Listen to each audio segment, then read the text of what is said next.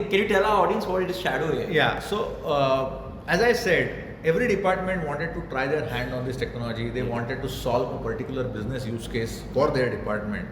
And this led to they directly engaging with these startups or ISPs on their Or own. just using the consumer version, right? Or using the consumer version and so on and so forth.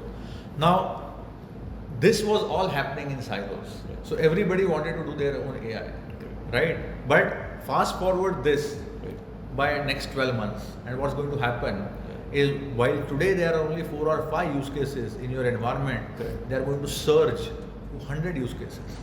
And suddenly in the next 12 to 18 months, what you will have is about 100 odd applications thriving in your environment without any track of what data they are using, what cloud they are sending that data What's to, getting trained. what's getting trained, what's not getting trained. So it is going to pose a potential risk to the organization in terms of security, in terms of certain guardrails that need to be put in place while a particular app, because see, AI is, or generative AI specifically, is not like an off-the-shelf application, which will just do what it is meant to do, right? Ultimately, it learns on your data. Ultimately, it's going to drive inferences on its own as the model gets mature, right? So, when you put these kind of applications, it is very important that you take an approach which is with a lot of guardrails and thinking from a futuristic perspective, what it is going to touch and what it is not going to touch in the organization.